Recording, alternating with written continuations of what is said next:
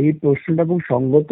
এই রাজ্যের সরকার তারা তো, আমি আবারও বলি, ন্যায়সঙ্গত আইন ভিত্তিক কোনো কাজই করেন না। এটা আরেকটা দুর্নীতি করলেন ওই ক্যাবিনেটকে জড়িয়ে নিয়ে। যেমন সুপার নিউমারি পোস্ট তৈরি করেছেন, একটা দুর্নীতি, সে মামলা চলছে। ঠিক সেই জায়গা থেকে আবার অনুরূপ ভাবে তিনি আবার ক্যাবিনেটকে জড়িয়ে নিয়ে তিনি এমন একটা স্কিমের নাটকের মধ্য দিয়ে সুপ্রিম কোর্টের রায়কে প্রকৃতপক্ষে চ্যালেঞ্জ করছেন। সুপ্রিম কোর্টের রায় বলেছেন ওদের থেকে যে এরপর যদি রাজ্য সরকার তার উকিলের অসুবিধের কথা ইত্যাদি বলে তাহলে 50% দিয়ে টাকা জমা দিতে হবে। মন্তব্য করেছেন, এটা কোনো অর্ডার নয়। সেখানে রাজ্য সরকারের উকিলদের বক্তব্য, আমাদের টাকা নেই, টাকা নেই, সরকারের টাকা নেই। একই কাঁদুনি গাইছেন, সরকারের টাকা নেই। এবার আমি ঠিক উল্টো চিত্রটা দেখাবো। সোশ্যাল মিডিয়ায়, বিশেষ করে ফেসবুকের মতো এবং টুইটারেতেও কিছুটা হলেও, বিশেষ করে ফেসবুকে একের পর এক লক করা প্রোফাইল থেকে এবং বেনামি প্রোফাইল থেকে বিভিন্ন জায়গায় দেখতে পাওয়া যাচ্ছে যে কুৎসিত মন্তব্যের ঝড় বয়ে যাচ্ছে। নিন্দা হতেই পারে, যে কোনো রাজনৈতিক পদক্ষেপ, যে কোনো দলের তার রাজনৈতিক পদক্ষেপের নিন্দা হতেই পারে, কিন্তু এখানে যেটা হচ্ছে সেটা নিন্দার নামে কুৎসিত ভাষার প্রয়োগ হচ্ছে এবং প্রত্যেকটি লক করা প্রোফাইল, মানে তারা আত্মগোপন করে থাকতে চাইছেন। আমার প্রশ্নটা, এই চিত্রটা তো দেশবাসী দেখেছে, আজকে একটা সম্পূর্ণ ভিন্ন চিত্র দেখা গেল। সেটা হচ্ছে বেশ কিছু সাধারণ মানুষ, কোনো দলীয় পতাকা নয়, ভারতবর্ষের জাতীয় পতাকা নিয়ে কিন্তু মধ্যপ্রদেশের এই মন্ত্রী কুঁয়ার বিজয় শাহ তার বাড়ি আক্রমণ করলেন সোফিয়া কুরেশির কে নিয়ে এই মন্তব্য করার প্রতিবাদে। এই বিষয়টা কি কোথাও গিয়ে আশার আলো দেখা দিচ্ছে এই বিষয়টাকে কেন্দ্র করে? নিশ্চয়ই এটাই হওয়া উচিত। এটাই ভারতবর্ষ। আমাদের সেনাবাহিনীর সর্বোচ্চ পর্যায়ে একজন, অত্যন্ত গর্বিত হতে পারি আমরা, একজন মহিলা যে মনুবাদ মহিলাকে রান্নাঘরে পাঠিয়ে দেয়, সেই জায়গায় দাঁড়িয়ে ভারতবর্ষের সংবিধান এবং সংবিধান উত্তরকালে একজন মহিলা ওই রকম উচ্চ পর্যায়ে উঠেছেন যোগ্যতার বলে, এবং তিনি যোগ্যতার সঙ্গে পরিস্থিতির মোকাবিলা করেছেন এবং তিনি বারবার বলেছেন আমার দেশ একটি ধর্মনিরপেক্ষ দেশ। এতে তো আরএসএস বিজেপির আঁতে লেগেছে, তাই তারা কুৎসা করবেন, গালমন্দ করবেন। কিন্তু আমার দেশের প্রধানমন্ত্রী তো এ সম্পর্কে একটি বাক্য উচ্চারণ করেননি নিন্দা করে। তাহলে বিজেপির নেতা মন্ত্রী তাদের যে শিক্ষাগত যোগ্যতা, চেতনার যে মান, সেই মান থেকে তারা আক্রমণ করবেন আর আমার দেশের সেনানীকে বলবেন তিনি সন্ত্রাসবাদীদের বোন। তবু তো বোন শব্দটা ব্যবহার করেছে, অন্য কিছু যে বলেনি। কারণ ওরা ফেসবুকে তো যে ধরনের শব্দ আচরণ ব্যবহার করেন তা থেকে তো ওদের রুচি বোঝা যায়।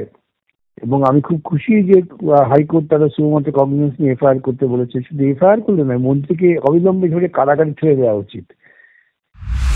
স্যার, একেবারে আমার শেষ প্রশ্ন এবং সব থেকে গুরুত্বপূর্ণ প্রশ্ন সম্ভবত, ডোনাল্ড ট্রাম্প, তাকে নিয়ে তাকে কেন্দ্র করে তার ভারতবর্ষ এবং পাকিস্তানের বাইলেটারাল সম্পর্কের মধ্যে তার হস্তক্ষেপকে কেন্দ্র করে ইতিমধ্যেই সমালোচনার ঝড় উঠেছে, যেটা খুব আশাপ্রদ দিক। যে কোনো বিষয় নিয়ে রাজনৈতিক সমালোচনা হোক, আমরা চাইবো, কিন্তু ডোনাল্ড ট্রাম্পের বিবৃতির বিরুদ্ধে এখনো পর্যন্ত ডিফেন্স মিনিস্ট্রি বা হোম মিনিস্ট্রির পক্ষ থেকে কিন্তু কোনো ধরনের কোনো বিবৃতি জারি করা হয়নি। কিছু মেইনস্ট্রিম মিডিয়ায় যদিও দেখা যাচ্ছে যে পিওকে দখল করে ছাড়া হবে, এই ধরনের একটি বিবৃতি উঠে আসছে। আমার প্রশ্নটা হচ্ছে, আমার দেশের সার্বভৌমত্বকে ক্ষুণ্ণ করতে পারে এরকম একটি পদক্ষেপ নেওয়ার পরেও, কোট আনকোট বলছি, দেশের কেন্দ্রীয় সরকারের সঙ্গে অত্যন্ত সখ্য বজায় রাখা এশিয়ার ধনীতম শিল্পপতি মুকেশ আম্বানি আজকে রাত্রিবেলা কাতারে উড়ে গেলেন। তিনি এই আবহে ডিনার করবেন ডোনাল্ড ট্রাম্পের সঙ্গে, সস্ত্রীক। কিভাবে দেখছেন? নমস্কার দর্শক, আপনারা দেখছেন কবি সৌরভের ইউটিউব চ্যানেল। আজকে খুব গুরুত্বপূর্ণ 5টি বিষয় নিয়ে আমরা কথা বলে নেব বিশিষ্ট আইনজীবী এবং রাজ্যসভার সদস্য শ্রী বিকাশ রঞ্জন ভট্টাচার্যের সঙ্গে। আমরা একে একে কথা বলে নেব। আজকে মুকেশ আম্বানি এবং ডোনাল্ড ট্রাম্পের মিটিং রয়েছে কাতারে।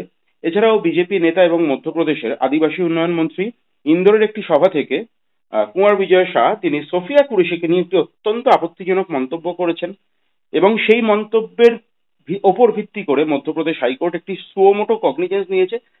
4 ঘন্টার মধ্যে এফআইআর এর নির্দেশ দেওয়া হয়েছে পুলিশকে এবং ডিএ মামলা, বিচারপতি সঞ্জয় করল এবং মনোজ মিশ্রের এজলাসে আজকে ডিএ মামলার শুনানি ছিল।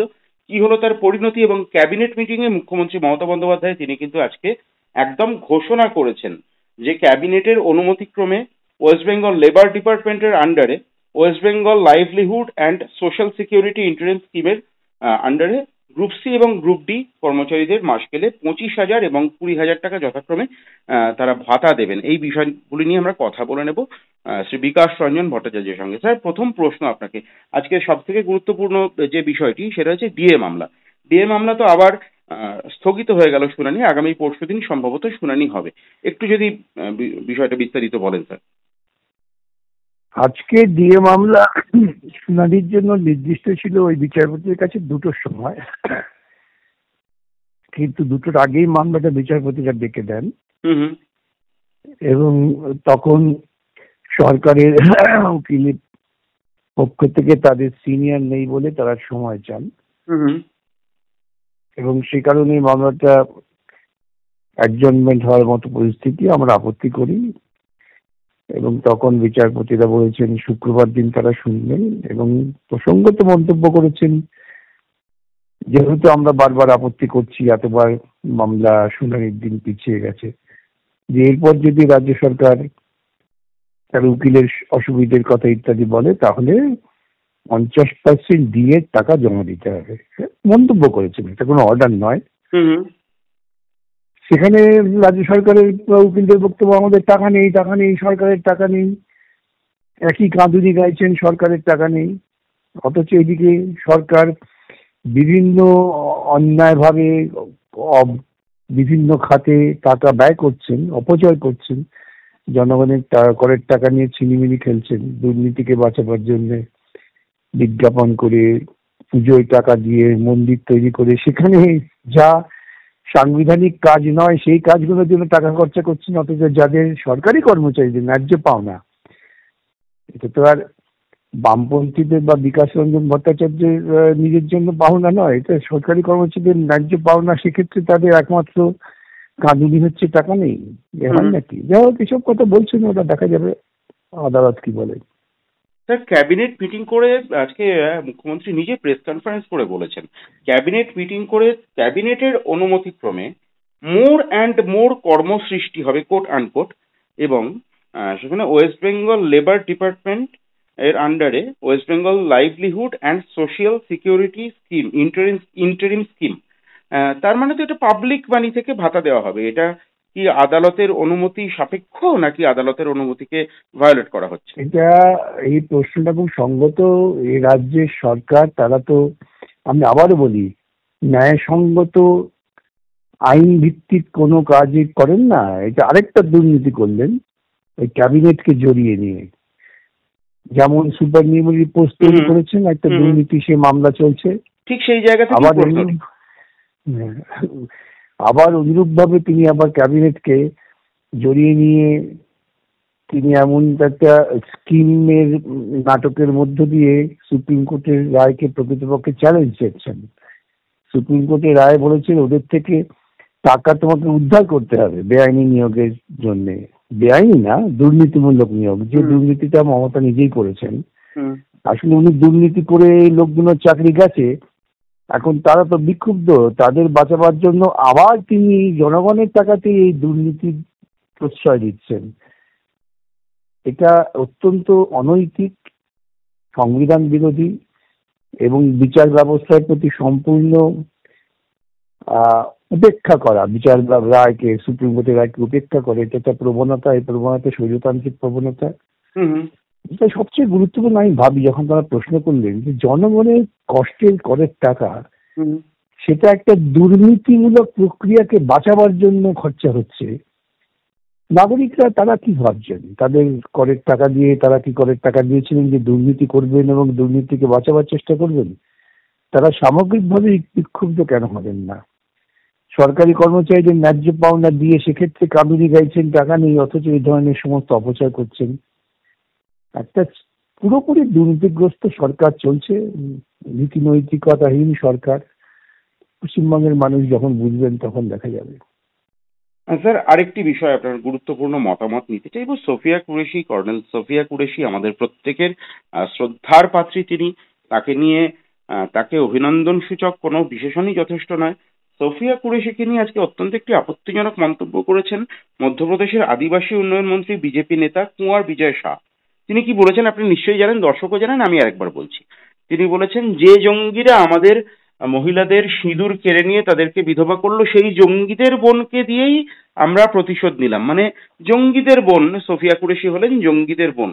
এরকম একটি বর্বরতার সীমা লঙ্ঘন করা মন্তব্য করার পরে স্বাভাবিকভাবেই রাজনৈতিক মহল থেকে, বিভিন্ন দলের পক্ষ থেকে, আপনার দলকে ইনক্লুড করে আমি বলছি, এর নিন্দা জানানো হয়েছে। এখন আমার প্রশ্ন হচ্ছে যে মধ্যপ্রদেশ হাইকোর্ট এর জন্য সুমোটো কগনিজেন্স নিয়েছেন এবং 4 ঘন্টার মধ্যে এফআইআর করার নির্দেশ দিয়েছেন, কিন্তু বিজেপি দলের পক্ষ থেকে কিন্তু তাকে কোনোভাবে সেন্সর করা, সাসপেন্ড করা বা এক্সপেল করার কোনো সিদ্ধান্ত নেওয়া হয়নি। আপনার মতামত? কেন নেবেন?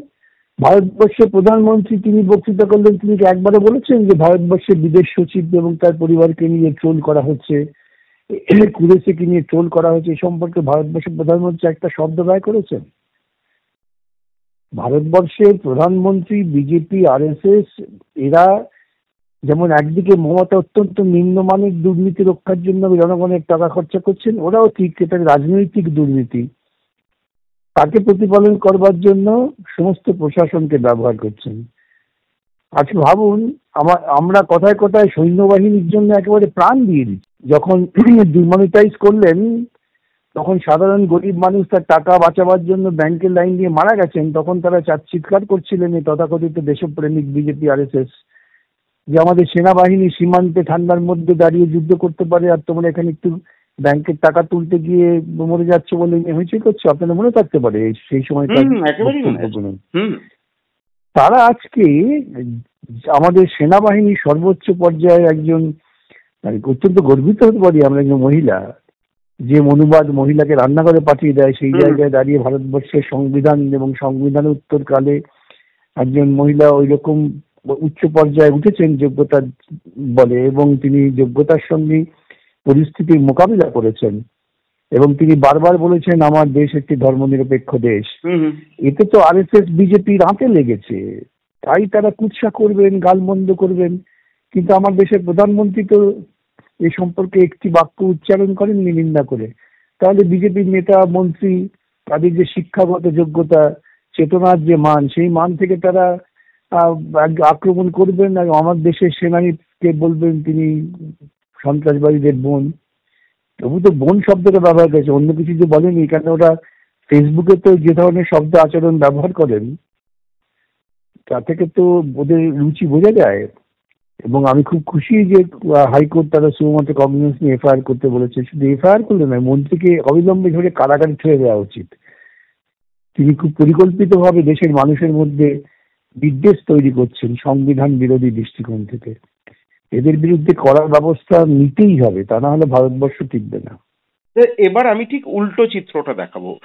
সোশ্যাল মিডিয়ায় বিশেষ করে ফেসবুকের মতো এবং টুইটারেতেও কিছুটা হলেও, বিশেষ করে ফেসবুকে একের পর এক লক করা প্রোফাইল থেকে এবং বেনামি প্রোফাইল থেকে বিভিন্ন জায়গায় দেখতে পাওয়া যাচ্ছে যে কুৎসিত মন্তব্যের ঝড় বয়ে যাচ্ছে। নিন্দা হতেই পারে, যে কোনো রাজনৈতিক পদক্ষেপ, যে কোনো দলের তার রাজনৈতিক পদক্ষেপের নিন্দা হতেই পারে, কিন্তু এখানে যেটা হচ্ছে সেটা নিন্দার নামে কুৎসিত ভাষার প্রয়োগ হচ্ছে এবং প্রত্যেকটি লক করা প্রোফাইল, মানে তারা আত্মগোপন করে থাকতে চাইছেন। আমার প্রশ্নটা, এই চিত্রটা তো দেশবাসী দেখেছে, আজকে একটা সম্পূর্ণ ভিন্ন চিত্র দেখা গেল। সেটা হচ্ছে বেশ কিছু সাধারণ মানুষ, কোনো দলীয় পতাকা নয়, ভারতবর্ষের জাতীয় পতাকা নিয়ে কিন্তু মধ্যপ্রদেশের এই মন্ত্রী কুঁয়ার বিজয় শাহ তার বাড়ি আক্রমণ করলেন সোফিয়া কুরেশির কে নিয়ে এই মন্তব্য করার প্রতিবাদে। এই বিষয়টা কি কোথাও গিয়ে আশার আলো দেখা দিচ্ছে এই বিষয়টাকে কেন্দ্র করে? নিশ্চয়ই এটাই হওয়া উচিত, এটাই ভারতবর্ষ। আমরা চাই সে ভারতবর্ষ জেগে উঠুক, যে ভারতবর্ষ ধর্মীয় বিদ্বেষ, জাতি বিদ্বেষ, বর্ণ বিদ্বেষ তার বিরুদ্ধে রুখে দাঁড়াবে। এমন একটা ভারতবর্ষের তো স্বপ্ন আমরা দেখেছি। মনুবাদ ভারতবর্ষকে গ্রাস করতে পারেনি, এখন এই বিজেপি ক্ষমতায় এসে মনুবাদী চিন্তা ভাবনাকে ধীরে ধীরে চাপিয়ে দেওয়ার চেষ্টা করছে।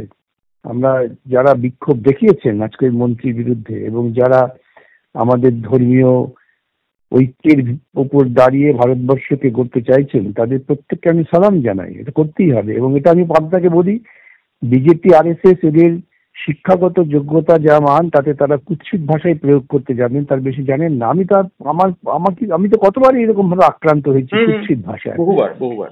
সুতরাং এদের শিক্ষা হচ্ছে ওই কুৎসিত ভাষা, এরা এর থেকে ঊর্ধ্বে উঠতে পারে না। ঊর্ধ্বে উঠতে গেলে পরে যে ধরনের চিন্তা চেতনা, মানবতা বোধ, ইতিহাস বোধ, দেশ সম্পর্কে ধারণা থাকা দরকার তা ওদের নেই।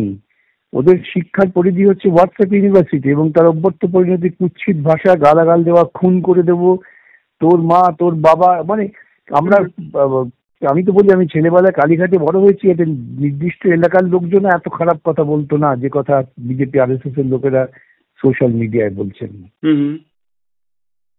স্যার, একেবারে আমার শেষ প্রশ্ন এবং সব থেকে গুরুত্বপূর্ণ প্রশ্ন সম্ভবত, ডোনাল্ড ট্রাম্প, তাকে নিয়ে তাকে কেন্দ্র করে তার ভারতবর্ষ এবং পাকিস্তানের বাইলেটারাল সম্পর্কের মধ্যে তার হস্তক্ষেপকে কেন্দ্র করে ইতিমধ্যেই সমালোচনার ঝড় উঠেছে, যেটা খুব আশাপ্রদ দিক। যে কোনো বিষয় নিয়ে রাজনৈতিক সমালোচনা হোক, আমরা চাইবো, কিন্তু ডোনাল্ড ট্রাম্পের বিবৃতির বিরুদ্ধে এখনো পর্যন্ত ডিফেন্স মিনিস্ট্রি বা হোম মিনিস্ট্রির পক্ষ থেকে কিন্তু কোনো ধরনের কোনো বিবৃতি জারি করা হয়নি। কিছু মেইনস্ট্রিম মিডিয়ায় যদিও দেখা যাচ্ছে যে পিওকে দখল করে ছাড়া হবে, এই ধরনের একটি বিবৃতি উঠে আসছে। আমার প্রশ্নটা হচ্ছে, আমার দেশের সার্বভৌমত্বকে ক্ষুণ্ণ করতে পারে এরকম একটি পদক্ষেপ নেওয়ার পরেও, কোট আনকোট বলছি, দেশের কেন্দ্রীয় সরকারের সঙ্গে অত্যন্ত সখ্য বজায় রাখা এশিয়ার ধনীতম শিল্পপতি মুকেশ আম্বানি আজকে রাত্রিবেলা কাতারে উড়ে গেলেন। তিনি এই আবহে ডিনার করবেন ডোনাল্ড ট্রাম্পের সঙ্গে সস্ত্রীক। কিভাবে দেখছেন? এটাই স্বাভাবিক। ডোনাল্ড ট্রাম্প তিনি জানেন যে ভারতবর্ষের প্রধানমন্ত্রী আদানি, আম্বানি এদের কথায় ওঠা বসা করেন, এবং প্রকৃতপক্ষে এই যে ঘেরেন যে ভদ্রলোকের নাম করলেন, তিনি গেছেন ডোনাল্ড ট্রাম্পের সঙ্গে ডিনার করতে কাতারে, এবং আপনি কেউ ভাবছেন ও কোনো স্বার্থহীন ভাবে গিয়েছেন? উনি ওখানে গিয়েছেন মোদির মুখপাত্র হিসেবে, গোপন মুখপাত্র হিসেবে। আদানি আম্বানি হচ্ছে মোদির একমাত্র শক্তিশালী অস্ত্র, যার ফলে দেশের সমস্ত যে পরিকাঠামো তা বিক্রি করে দেওয়া হচ্ছে এদের হাতে। যখন দেশের মানুষের আয় কমছে তখন এদের ধনবৃদ্ধি হচ্ছে। এটাই হচ্ছে বিগত 14-15 বছরে মোদী সরকারের সাফল্য, এবং তাই ট্রাম্প সাহস করে বলতে পারেন যে আমি মিটিয়ে দিয়েছি। আমার ভারতবর্ষের প্রধানমন্ত্রী 56 ইঞ্চি বুক নিয়ে একবার ধমক দিয়ে বলছেন না ট্রাম্পকে যে আপনি এসব কথা বলছেন কি করে, আপনার সঙ্গে আমাদের কোনো সম্পর্ক নেই, বলতে পারছেন না। ট্রাম্প বলে দিয়েছে যদি আমার সঙ্গে ব্যবসা বাণিজ্য করতে হয় তাহলে আমার কথা শুনতে হবে, এবং সেই ব্যবসা বাণিজ্য করতে গেলে যারা ব্যবসা বাণিজ্য করেন তাদের মারফতই কথা বলাতে হবে। তাই যাচ্ছেন আম্বানি, সেই জন্যই যাচ্ছেন। এতে বিস্মিত হওয়ার কিছু, আমি অন্তত পক্ষে বিস্মিত নই। যারা বিস্মিত হবেন তারা সামগ্রিক বিষয় সম্পর্কে খোঁজ খবর রাখেন না বা বিশ্লেষণ করতে চান না, তবেই তারা বিস্মিত হবেন। বিশেষ একটি রাজনৈতিক দল, বলা ভালো কেন্দ্রের শাসক দলের একাধিক কর্মীকে এর আগে দেখা গিয়েছে ডোনাল্ড ট্রাম্পের ছবি নিয়ে ভারতবর্ষের মাটিতে পুজো করতে।